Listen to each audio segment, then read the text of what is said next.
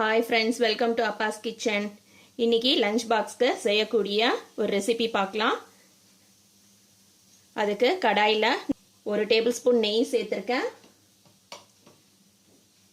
1 tablespoon அளவுக்கு எண்ணெய் சேர்த்துக்கிறேன். 1/2 டீஸ்பூன் அளவுக்கு கடலைப்பருப்பு சேர்த்திருக்கேன்.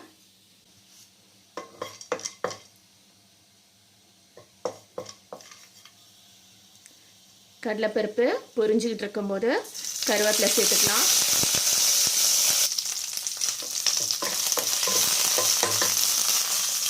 ஒரு வெங்காயம் கட் பண்ணி வச்சுருக்கேன், அது சேர்த்துக்கலாம்.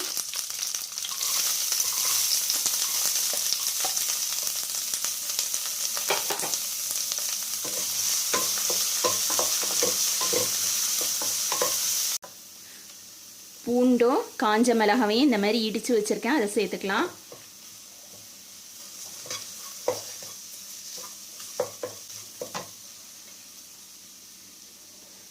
நாலு பல்லு பூண்டும் ஒரு காஞ்ச மிளகாவும் சேர்த்து இடிச்சது தான் சேர்த்துருக்கேன்.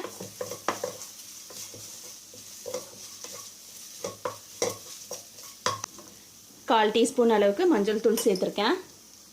மஞ்சள் தூள் சேர்த்ததுக்கப்புறம் லைட்டாக கிளறி விட்டுக்கலாம்.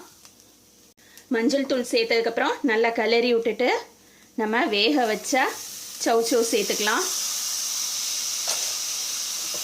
நான் வந்து ஒரு சௌச்சௌ எடுத்திருக்கேன்.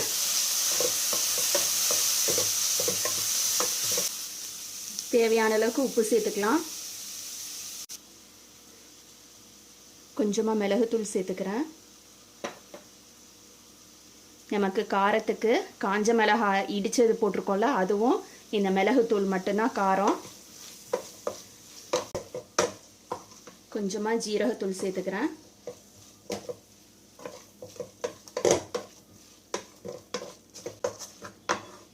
ஒரு முட்டையை உடைச்சி ஊற்றிக்கலாம். முட்டை சேர்த்ததுக்கப்புறம் உடனே கரண்டி போட்டு கலக்கக்கூடாது. கொஞ்சம் நேரம் முட்டையை நம்ம டிஸ்டர்ப் பண்ணக்கூடாது. இப்போ முட்டை ஒரு சைடு வந்து குக் ஆகிருக்கும். இப்போ லைட்டாக நம்ம வந்து ஸ்க்ராம்பிள் பண்ணிக்கலாம்.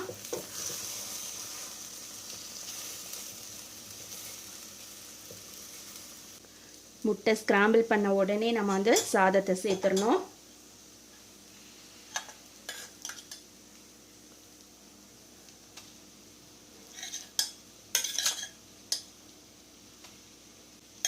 குக் பண்ண சாதத்தை சேர்த்துக்கலாம்.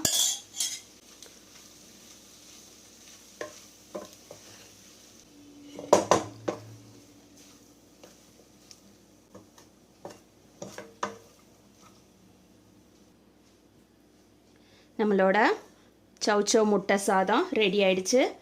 இதை வந்து பசங்களுக்கு லஞ்ச் பாக்ஸில் கட்டி கொடுங்க. ரொம்ப ஹெல்த்தியானது, டக்குன்னு செஞ்சிடலாம். இதே மாதிரி நீங்களும் உங்கள் வீட்டில் செஞ்சு பாருங்கள். தேங்க்ஸ் ஃபார் வாட்சிங்.